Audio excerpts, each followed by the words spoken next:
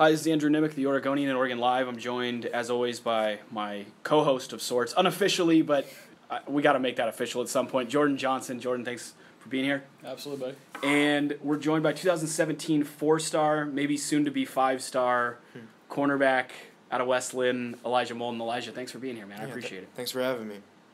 I want to talk to you about a number of things. We've obviously got the 2016 guys wrapping up. Where does your recruitment sit at this point? Obviously, a full year still to go. I'd say it is where it's always been. It's kind of like I'm waiting around for other schools to see, check me out, and being patient with the recruiting process, not rushing anything. Yeah, I'll probably commit maybe around like December next year. I'm not rushing anything. Just want to see how things play out. You've talked from the beginning about wanting to take visits, and for you have so many opportunities to see different parts of the country that play very different styles. Some of the best stadiums in the country. Obviously, LSU's in the mix, Florida State. I think you've got some Big Ten interest at this point. How much for you is it about not only checking out all your options, but getting to see some of the best college football games in the country next year? Right, that's going to be big for me. That's why I want to take my 5 officials. I used to travel a lot when I was younger, when my dad played, but now I haven't. I've been on the West Coast for like my whole life. So I want to, check out LSU. I want to see Michigan for sure, and Notre Dame, and, see what the atmosphere is like over there and, how they live. Oregon Duck fans, I know, are kind of almost counting you in the win column already for 2017 unofficially. How much pressure is there to go to Oregon? Not necessarily from your dad, but how much do you get on Twitter from fans, and how much of that bothers you, or does it? Honestly, it doesn't bother me. I kind of take it lightly. It's not just Oregon who pressures me. It's also Stanford and everything, but I don't feel the pressure. I just think it's kind of, the fun of recruiting, or, whatever you take on it. I think it comes with being, a son of an Oregon Duck football player, and, especially since I'm in-state, there may be expectations, but, it's not something that I wish didn't happen. What's your relationship been like with Oregon, and how has it changed? Obviously, I imagine early you were tagging along with Dad, who was coming back to visit his old school.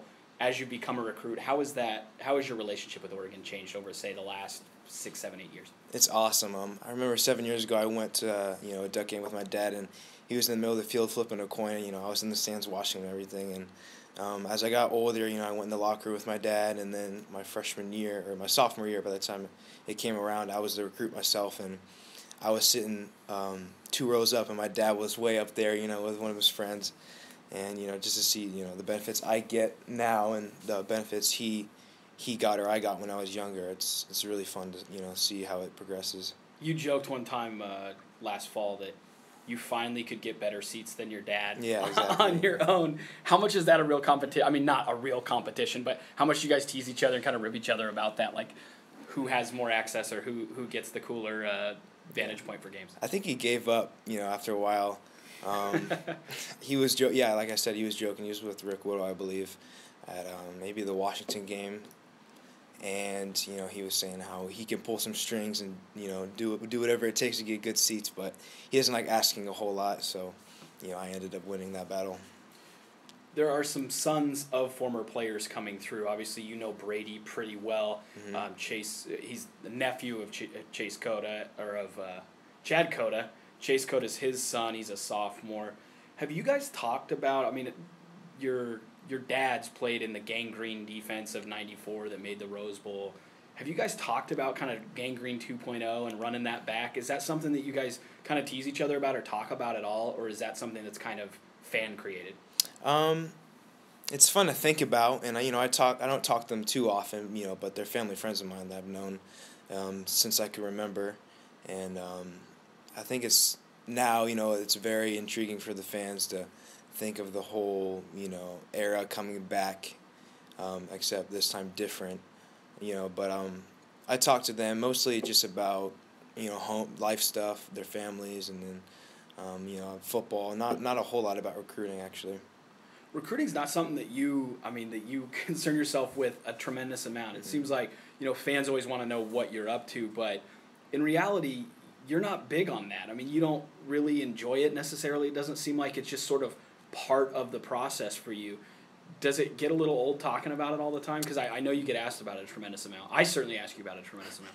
I do, but I don't get old from it. I get asked about it a lot, and it doesn't bother me. But I'm not the type to go out and tweet about all the schools that are sending me mail or anything like that. I'd rather just sit back and enjoy the process and see how different schools recruit and what it's like to be an athlete. And I don't know, that's kind of how I've always been. So, I didn't no one gave me advice about how to take this, to be quiet and not, show off what I have. It's just how I've always been. One of the reasons we had you in was to talk about the different recruiting styles that people have. I know you've gotten a kick out of it. What is Oregon's style, and how does it differ from everybody else? And then we'll kind of get into maybe how some of the schools recruit uniquely. Oregon sends me informational stuff about their records and, obviously their success. I talk to them through Twitter quite often. Ever since my visits, I don't get a whole bunch of mail, and that's completely okay with me. I think they're selective about who they recruit and who they offer. I think they don't do so unless they know they have a chance. They're kind of high caliber, and they don't reach out to a whole bunch of recruits, so when they do, it means a lot. Does that work? I mean, we're the elusive offer school. Do you think that works, or do you think kids like yourself that have a bunch of offers go, what is Oregon not seeing? I mean, maybe speak on it at a personal level, and have you talked to guys who say, why hasn't Oregon offered me yet?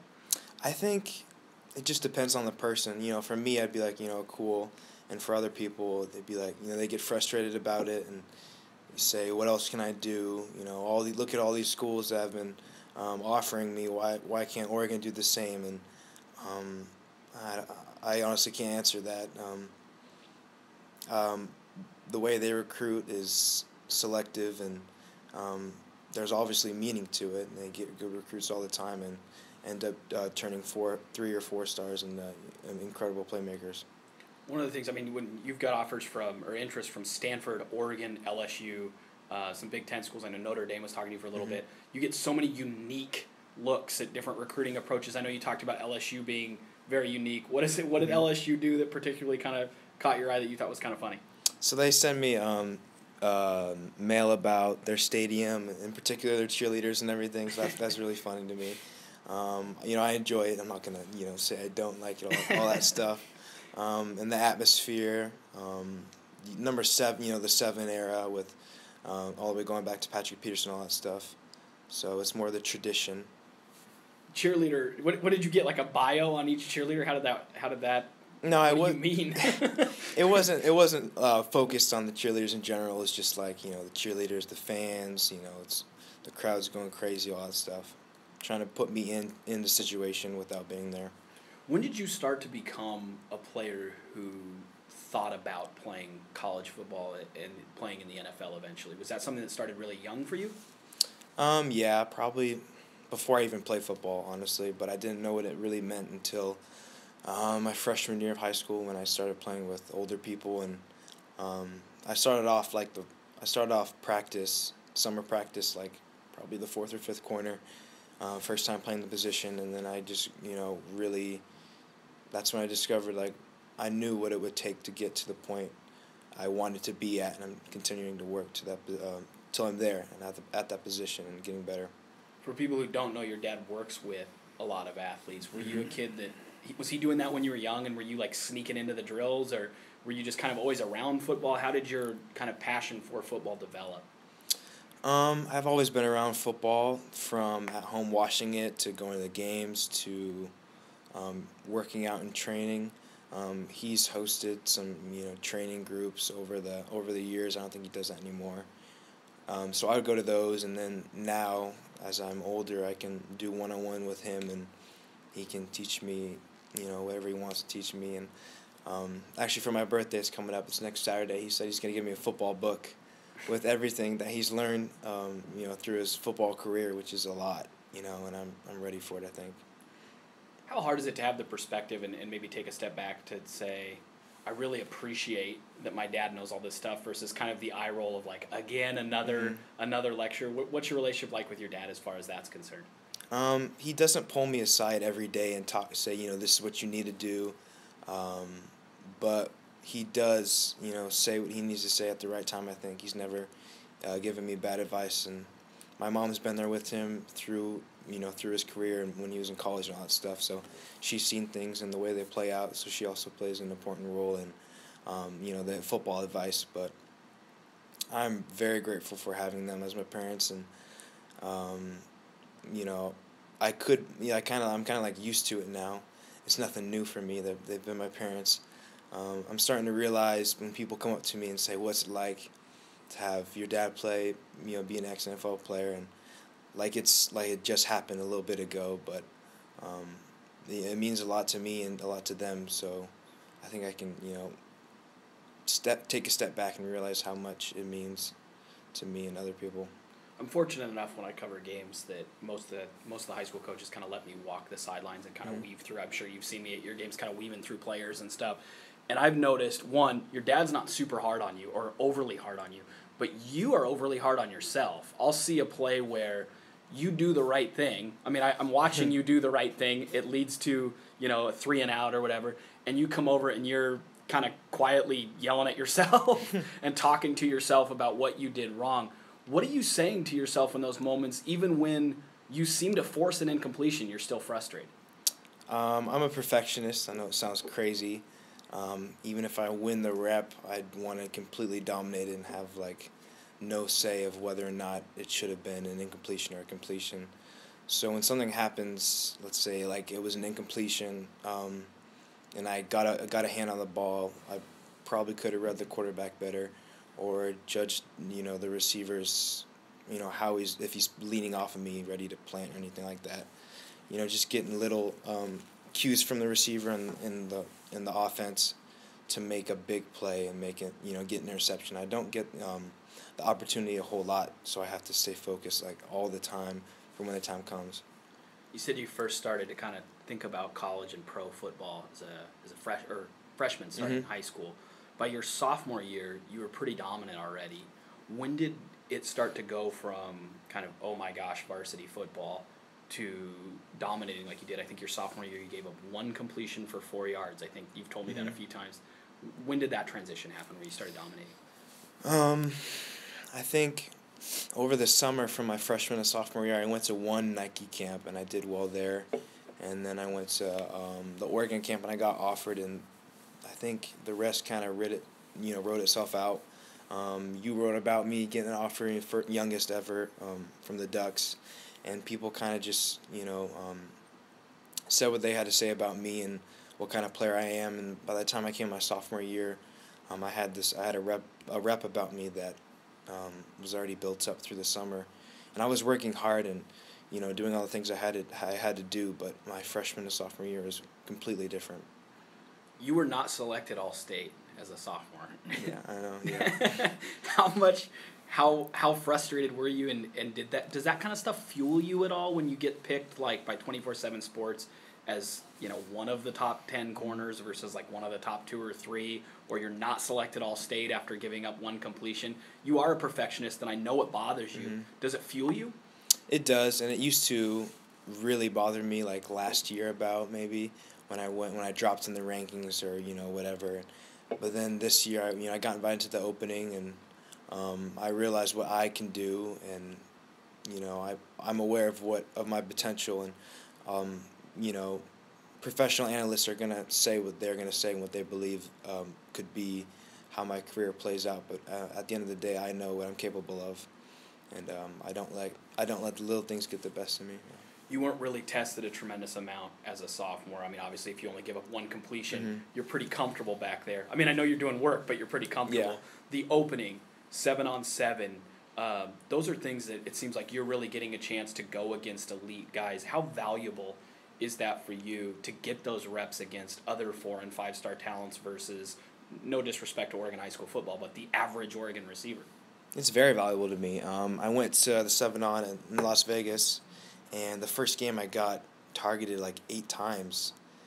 And in the back of my head, I'm like, why are they doing this? Like, but, you know, it was great. And, you know, the action from there in the opening, it's nonstop. And the disadvantage, I think, to living in Oregon and being surrounded by this competition is, like, the transition from Oregon football to the opening football is huge to me. And it's hard to, you know, turn on the switch that fast. I can definitely adapt to it, but before I can really dominate at that kind of level, I think it would take some time.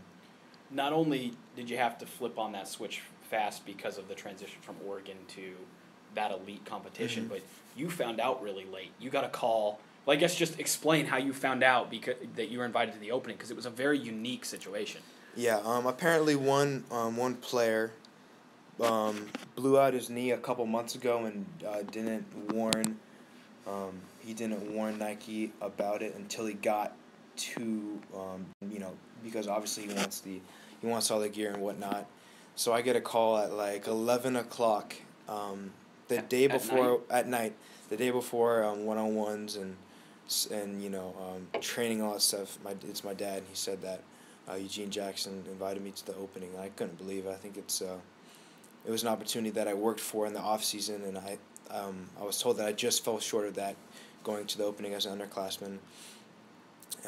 You know, and then I finally got the opportunity to. So I got there the next morning at like 9. Actually, I woke up at like 6 o'clock, and got a workout in at Rosemont because I needed to be ready, and it was kind of last minute, so I couldn't prepare myself to the best of the opportunity. But so I got a workout in, and then went to Nike headquarters, and then kind of fit in after all the one-on-one competition. For people who don't know, just a refresher, the opening finals happens in Beaverton. It's a camp for the top 150 or so prospects in the country, and it really focuses on the seniors, or the guys who are about to be seniors. You were one of, I think, 13 or 14 juniors to be invited, and still, again, not making All-State as a sophomore. You know, you weren't happy with your 24/7 ranking, and then you had people who said, well, he was an emergency invite because he lived close. And that was another thing I'm sure you heard, but you performed really well. I think you had an interception on TV. I know you tweeted a picture of that. Yeah. What did you do after camp? You must have gone home and watched it, and somebody recorded it for you. How did that play out? Yeah, I watched it, and my family was watching it at home, but my mom and my sister came to watch me. And my dad he couldn't make it to very many games because he was at work. But my team was very supportive of me, and my coaches were very supportive of me as well. And I think I played well. I played nickel the whole time, and that was a new position for me, so I had to learn that. And no one on my team really wanted to really step out of their comfortable position at the outside corner. And I was just a junior, probably the youngest there, and I was like, I just want to play, so I'll play nickel. I picked up pretty fast and made a few plays. That's a different thing for you. I know you've talked about how different it is playing right up against a guy, playing, you know, where you press a guy early versus playing off a little bit. How much of an adjustment were you playing off? Were you having to play off quite a bit, and then how much of an adjustment was that for you? At the opening, I was pretty much in his face kind of the whole time. I wasn't a safety ever. Maybe I was like 5 yards off of him, and I had to reroute the receiver and then get to my drop. But now I'm comfortable. I used to, like last year, I was not comfortable playing off. Right. Because really, I think press is more difficult than playing off, so my dad taught me the more difficult thing first, and now I've learned to play off, and just the little things about reading the receiver and everything, and now I think I can do it just as well as I press. Last year, we talked about playing off, and it was something you weren't totally comfortable with, and you didn't like a tremendous amount. And it was something that Oregon did a lot. And we talked about that as well, that other schools let you play closer to the line of scrimmage.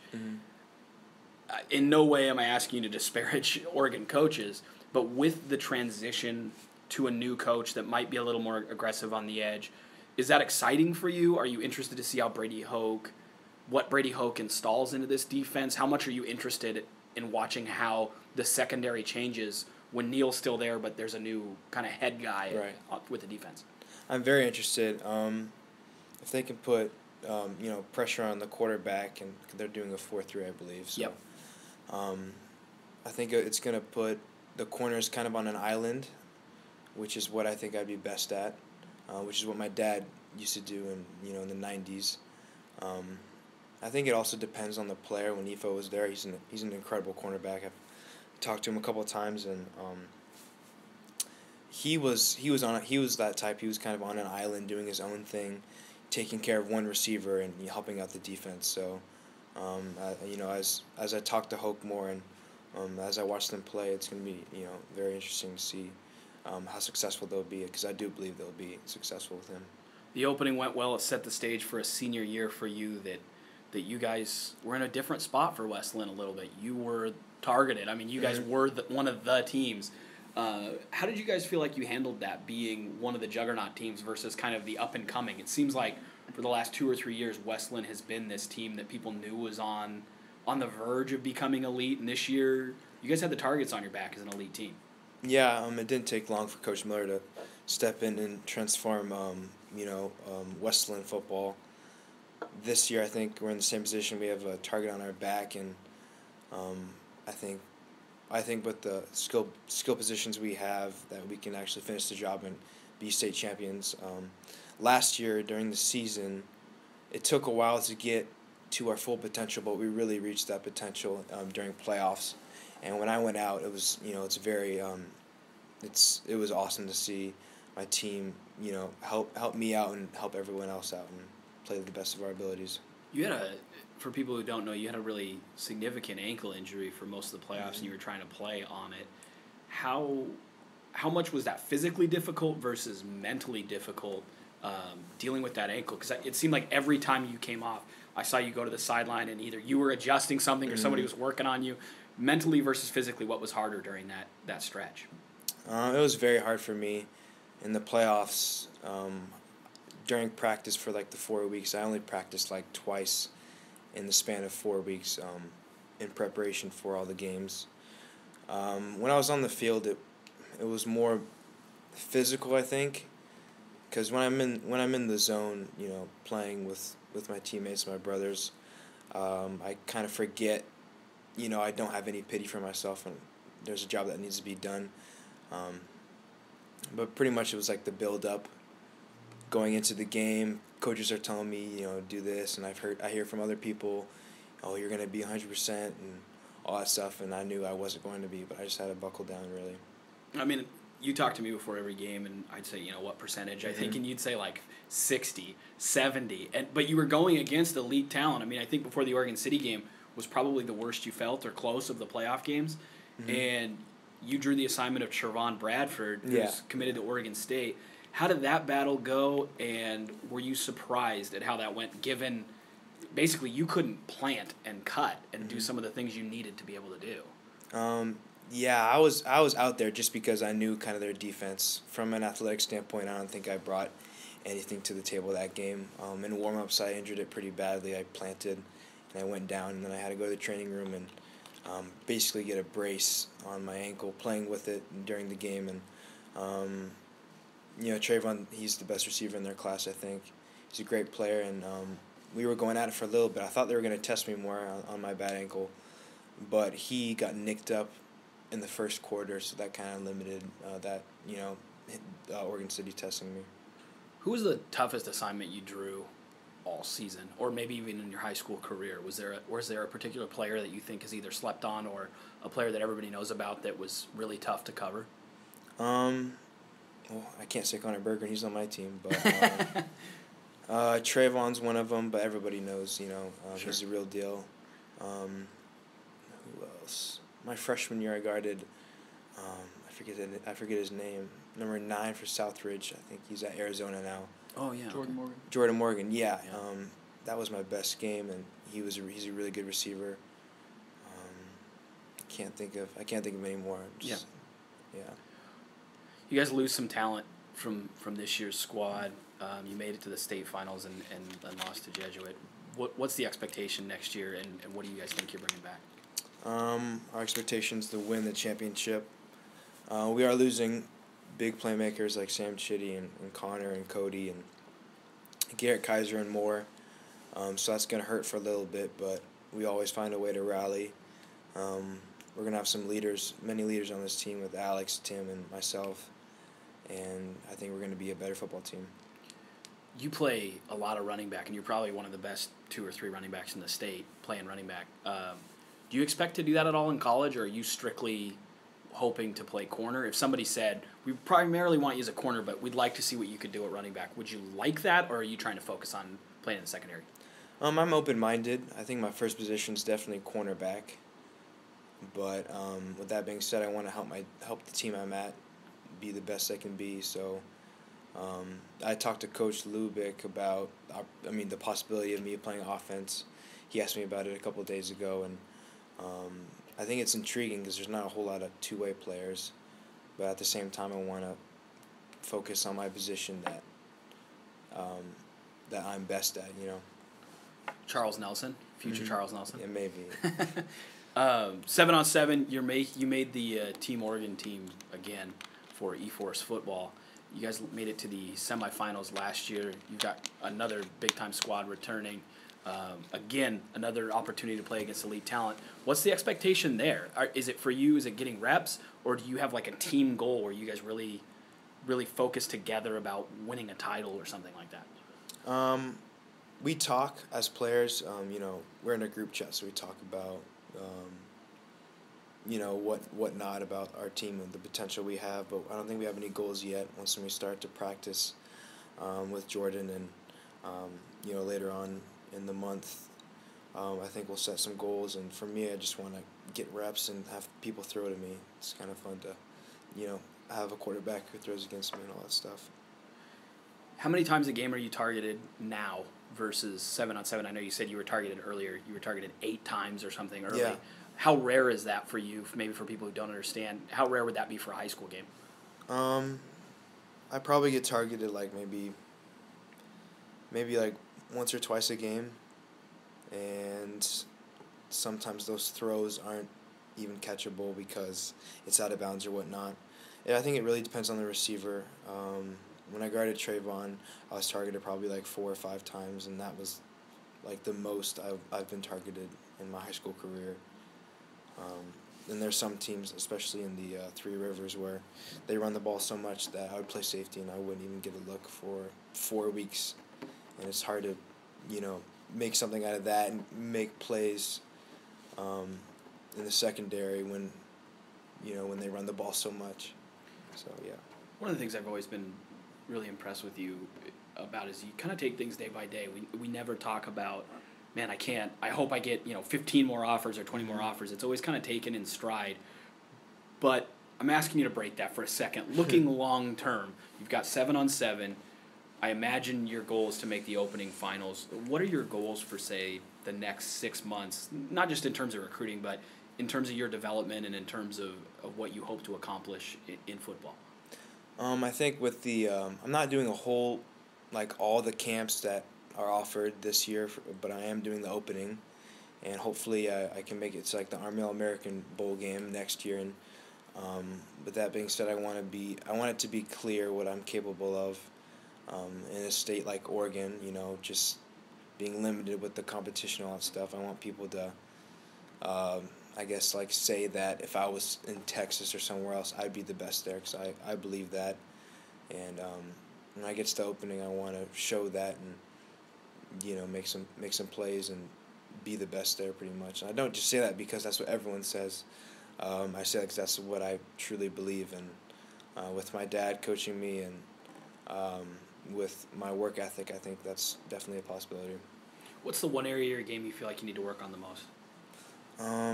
Probably, I think there's always room for just like reading the offense and kind of knowing the personnel and breaking down the route combinations and in different circumstances. I know what they're going to do in the red zone, and when they're in the middle of the field, they're going to go deep and all that stuff. But some coaches are different. Some coaches like to attack the middle of the field with slants and all that stuff.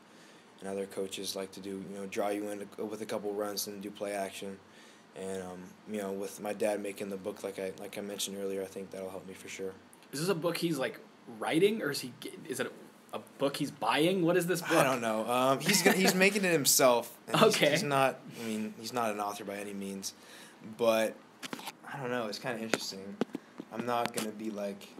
It's not like an actual book is writing and what football is all the true meaning of football. It's more like situational stuff. The Cornerback's Bible? Yeah, that's good. Okay.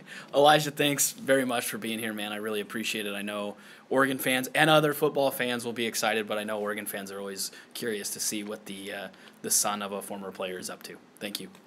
Thank you very much.